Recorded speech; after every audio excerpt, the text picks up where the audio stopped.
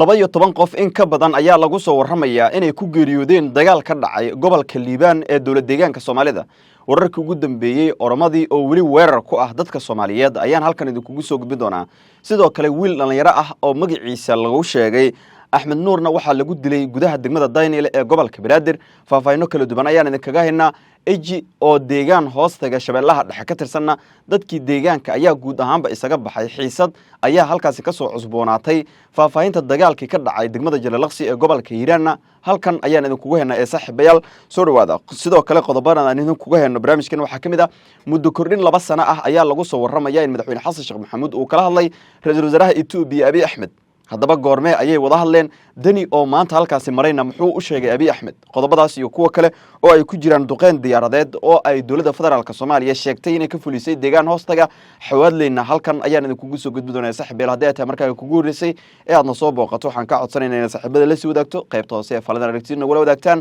mar kalena saaxiibadayna la sii wadaagtaan. mar kale soo dhawaada.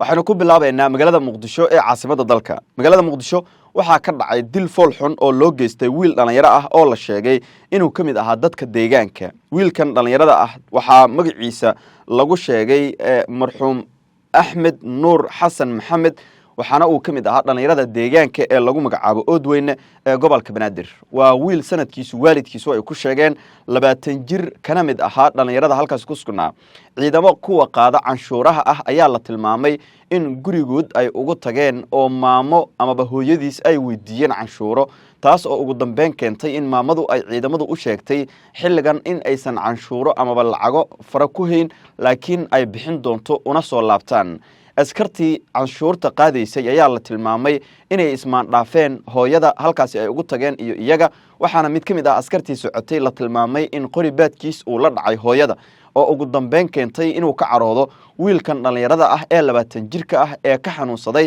in hooyadiis lagu horgaraaco, waxaana uu qoriga la qabsaday askarigii hooyadiisa jirdilka ku waday. taas ayaana keentay in askartu ay caroodaan kadibna ay qabtaan toosna xabad ay ugu dhuftaan qaybta sare ee jirkiisa gaar ahaan madaxa. halkaas ayuuna ku nafwaayay. waxaa la tilmaamay in ehelku ay ka qaadeen goobtu isla markaana geeyeen xarun caafimaad oo ku taala isla degmada Daynile ee gobolka Banaadir si ay u xaqiijiyaan geeridiisa.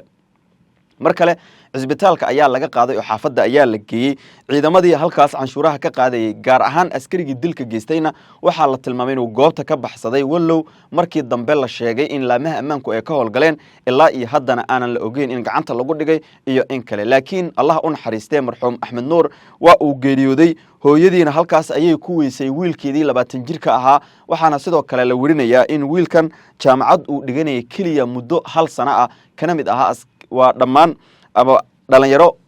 dhawaan ka qalin jabisay mid ka mid ah dugsiyada sare ee dalka. waxbarashadiisa jaamacadeed oo 1 sano uu waday ayuuna ugu dambeyn dilkaasi kaga dhaafay qoysku markaasi ay sheegeen inay doonayaan inay cadaalad u helaan wiilkooda. Muqdisho aan intaas ku dhaafno. Hiiraan gaar ahaan deegaan lagu magacaabo eji aan iraadey cafwane Shabeellaha Dhexe waxaa la warinayaa in dadkii deganaa ay ka baxeen. xiisad u dhaxaysay 2 beelood oo halkaasi wada dega ayaa mar kale dib u soo cusboonaatay iyadoo la warinayo in maalmihii la soo dhaafay halkaas ay dhibaatooyin xoogan ka taagnaayeen. xiisadan waxa ay ka bilaabatay dagaal horey u dhacay laakiin laga heshiiyey. maleeshiyad hubeysan oo deegaan ahaan ka soo jeeday Hiiraanna ay gaari kala degeen isla markaana afduubteen nin la sheegay inuu ka mid ahaa isagana dadka ka soo jeeda deegaanka eji. colaad horey u dhaxmartay dhinacyadan ayaa aana qabiil darteed la isugu afduubtay. waxaana la tilmaamay afduubkaas markii uu dhacay kadib maamulka degmada Jalalaqsi ee gobolka Hiiraan in uu ku baxay arrintan, taasi oo ugu dambeyn keentay in la soo xiro mid ka mid ah nabadoonnada caanka ka ahaa gudaha deegaanka. waxaa la wariyey in maleeshiyad hubeysan oo aad uga carooday xariga nabadoonku inay saaka weerar ku qaadeen, sidoo kalena ay doonayeen inay nabadoonku ku soo furtaan saldhigga amaba xabsiga gudaha degmada Jalalaqsi ee gobolka Hiiraan, taas oo ugu dambeyn aysan u suura gelin. halkaasna waxaa ka hortagay ciidamada ammaanka ee degmada ee garabka u ah gudoomiyaha degmada Jalalaqsi ee gobolka Hiiraan. qasaare kala duwan oo isugu jira dhimasho iyo dhaawac ayaa la wariyey inuu ka dhashay dagaalka. ugu yaraan 4 ruux ayaa la warinayaa inay ku nafwaayeen oo dhinacyadii dagaalamay ah, halka dhaawacyo kala duwanna ay soo gaareen dadkii raayidka ahaa ee ka agdhawaa halka uu dagaalka ka dhacay. ilaa iyo hadda ma jirto war rasmi ah oo ka soo baxaya maamulka degmada oo ay kaga hadlayaan arrintan iyo guud ahaanba kan gobolka Hiiraan oo iyadana mas'uuliyad gaar ah ay ka saaran tahay, iyadoo hadda la warinayo in mar kale laga cabsi qabo dagaalkii guryaha lagu gubay ee eji ka dhacay in mar kale uu dib u qarxo.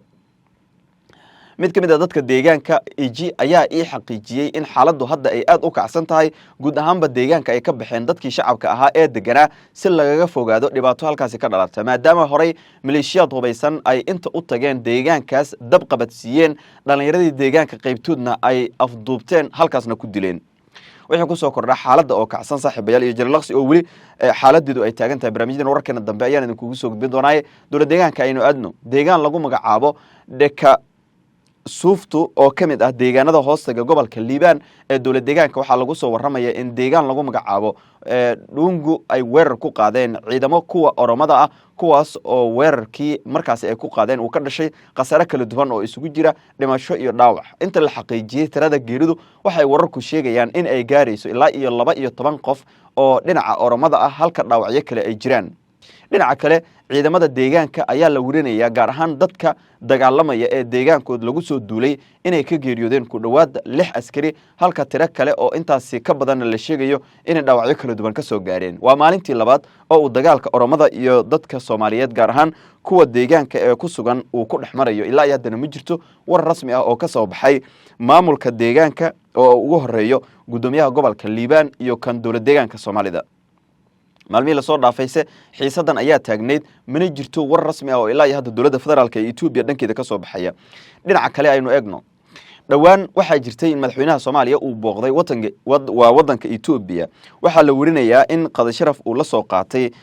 ra'iisul wasaaraha wadanka Itoobiya Abiy Ahmed halkaas oo la warinayo ila wareedyo kala duwan oo lagu kalsoon yahayna ay xaqiijinayaan in laba qodob oo muhiim ah oo waliba xasaasi ah ay ka soo wada hadleen Abiy Ahmed ra'iisul wasaaraha Itoobiya iyo madaxweynaha Jamhuuriyadda Federaalka ah ee Soomaaliya Xasan Sheekh Maxamuud madaxweyne Xasan Sheekh Maxamuud waxay wararku sheegayaan in ay markaasi uu u soo bandhigay Abiy Ahmed inuu kala shaqeeyo sidii xukunka uu u sii heen lahaa muddo ku siman 2 sano oo muddo kordhin ahna uu u heli lahaa sidoo kalena loo dhexdhexaadin lahaa maamul goboleedyada Puntland iyo Jubaland oo isku dhinaca iyo dowladda dhexe ee Soomaaliya